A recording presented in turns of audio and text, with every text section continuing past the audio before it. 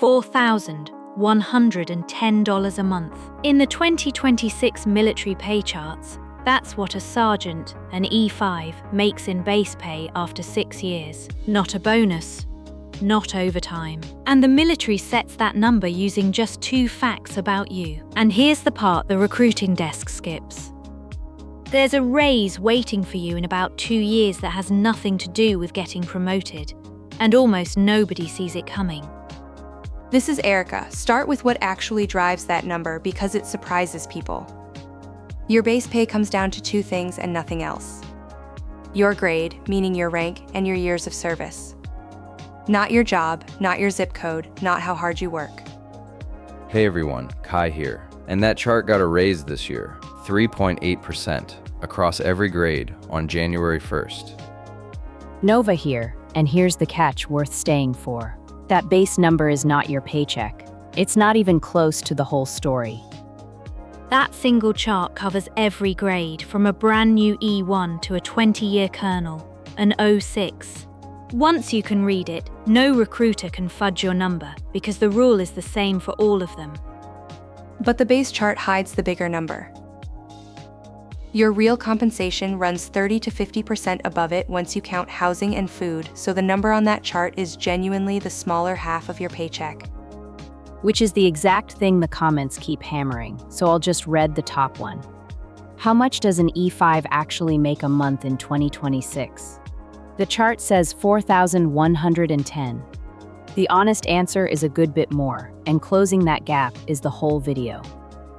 One thing before we start, we keep the full 2026 pay tables, plus a free calculator that turns your rank into your real take-home number at military.professorerica.com. Coming up, the chart grade by grade, the real paycheck it hides, and the raise you get for doing nothing but staying in.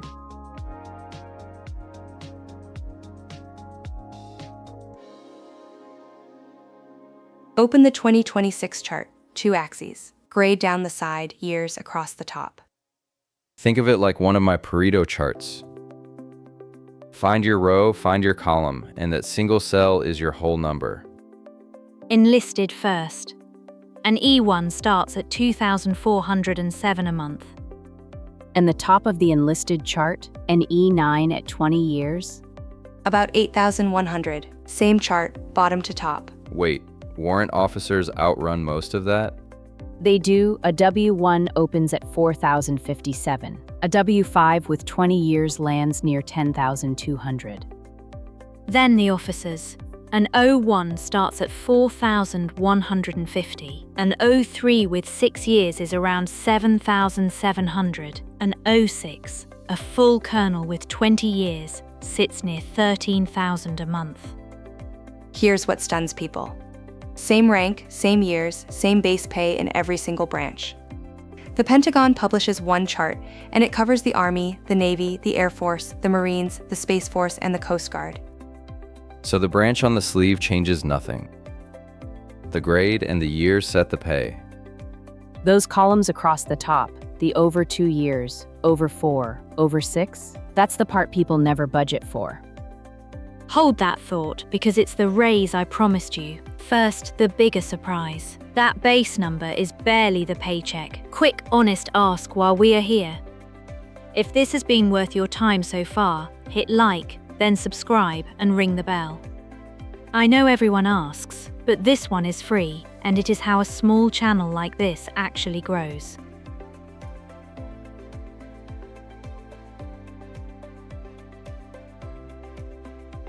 So, $4,000 a month for that E5. It sounds like the whole story. It isn't, and it isn't close. Careful trusting that base number on its own. It's maybe 60% of what actually lands in your account. To get the rest exactly right, we called someone who reads these pay tables for a living. Happy to help. Here's what I tell every service member. Your base pay is the sticker price in the window. Your real pay is what the Defense Department calls regular military compensation. Base pay plus your housing allowance plus your food allowance plus the tax break on both of those. So the sticker price versus the out-the-door price? That's exactly it. Base pay is the sticker. RMC is the out-the-door price, the number that actually leaves the lot. And for most people it runs 30 to 50% above base, because the housing and food allowances are tax-free. Hold on, run the math. What's that in real dollars? The Defense Department's own average for a mid-grade E5 lands around $85,000 a year in total compensation, against roughly $48,000 in base pay alone. The allowances nearly double the check.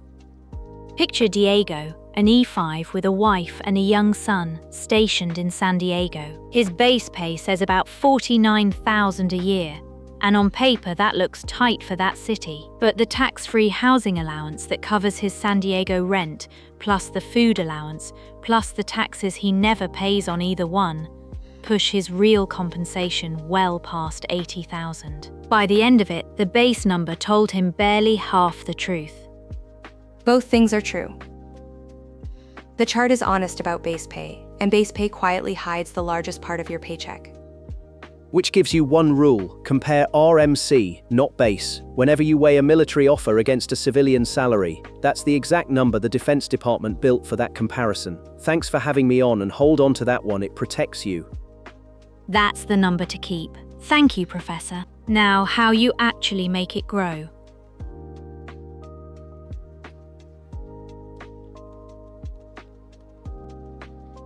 So how do you climb this chart? 2 ways.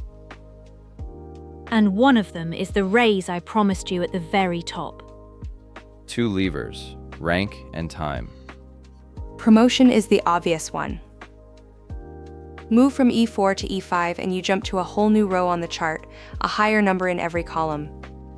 The quieter one is the pattern running under the whole chart, like a bass line you stop noticing, but it's what's holding the song together.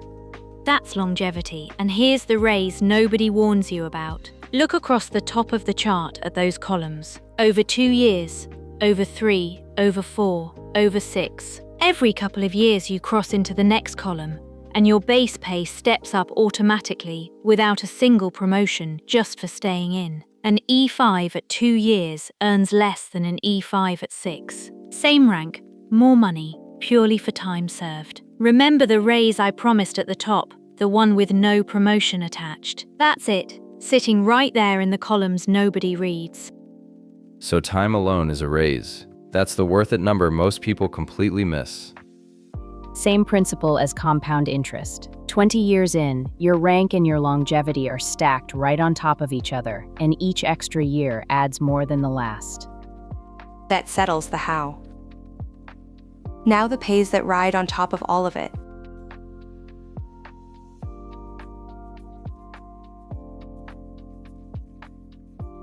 Everything so far is what everyone in your grade gets. Now the extras. The add-ons that never show up on the base chart? Right, special and incentive pays, the dealer add-ons that stack on the out-the-door price. They ride on top of base pay and RMC for specific jobs and specific situations. Deploy to a designated combat zone and something remarkable happens. Your pay stops being taxed. Under the combat zone tax exclusion, the base pay you earn in those months comes to you whole, with no federal income tax taken out at all. Then the incentive pays. Flight pay, dive pay, jump pay, sea duty. Strap into one of these and you earn aviation incentive pay every month you're on flight status, on top of your base pay and every allowance. And on top of that, re-enlistment and skill bonuses for the hard-to-fill jobs. Erica, the comments keep circling one worried question about all of this. Put it to us. Here's what everyone keeps asking. If I add up base pay, all my allowances, and every one of these special pays, is that big number what my pension gets calculated on? No, run the math on retirement and only base pay counts. Not the allowances, not the flight pay, not the bonus. Just the number on the chart. Hold on, then that's a trap, not a gift. None of it is permanent. Careful calling it a trap. Both things are true. The extras can nearly double a paycheck, but none of them follow you into retirement. Enjoy them, just don't build your future on them.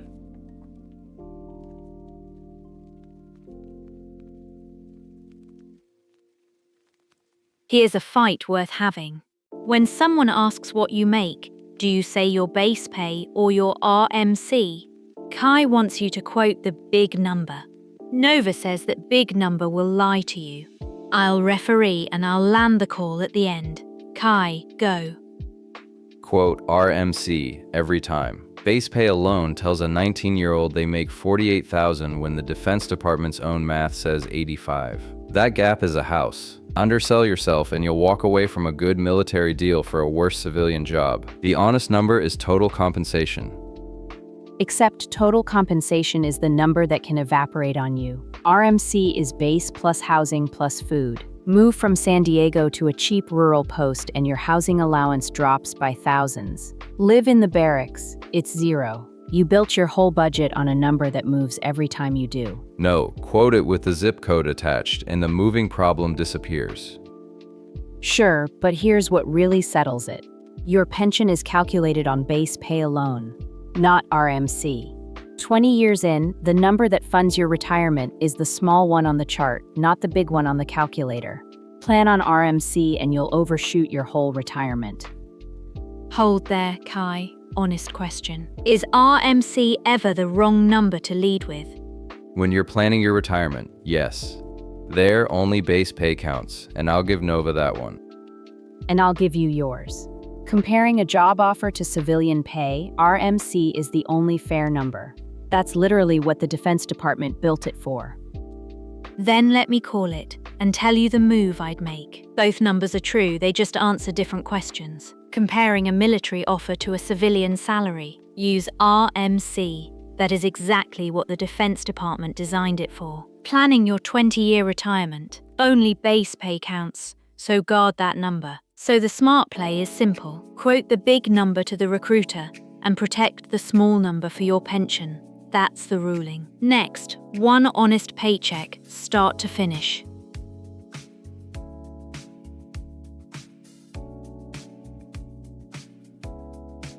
So let's put a real paycheck on the table, one last time, and add it up honestly.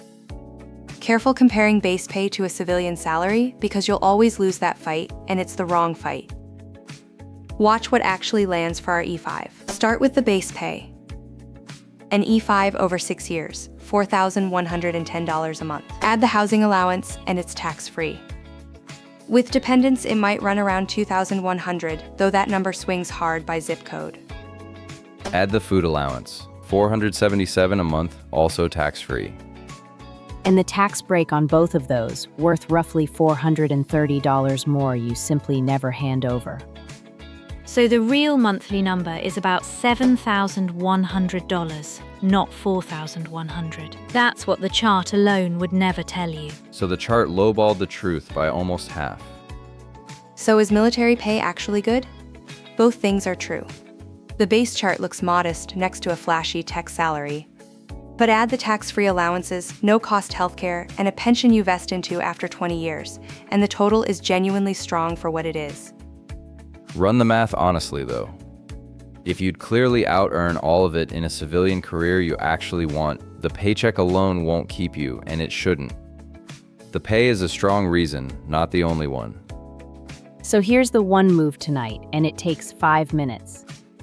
Walk away with this. Your rank and your years set the base. The allowances make it real. And only the base number follows you into retirement. No all three, and no recruiter, and no chart can lowball you again.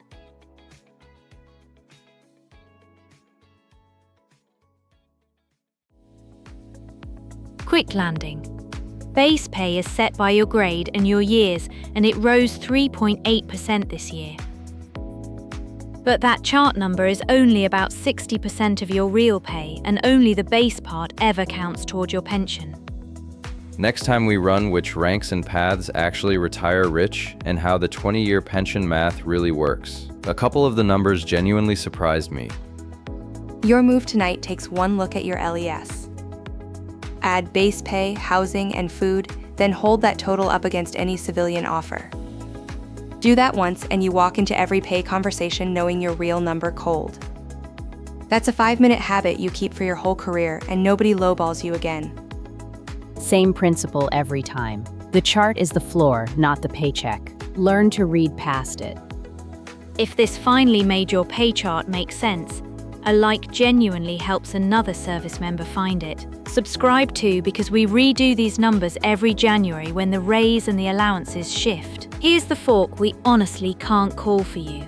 Would you rather the military just fold housing and food into a bigger taxable base pay so the chart tells the whole truth? Or keep the tax-free allowances that quietly make you more? Tell us below. Every rule has a story behind it. Now you know yours. That was a strong episode, Isabella. The students are in good hands. This is Professor Erica. Thanks for watching and signing off.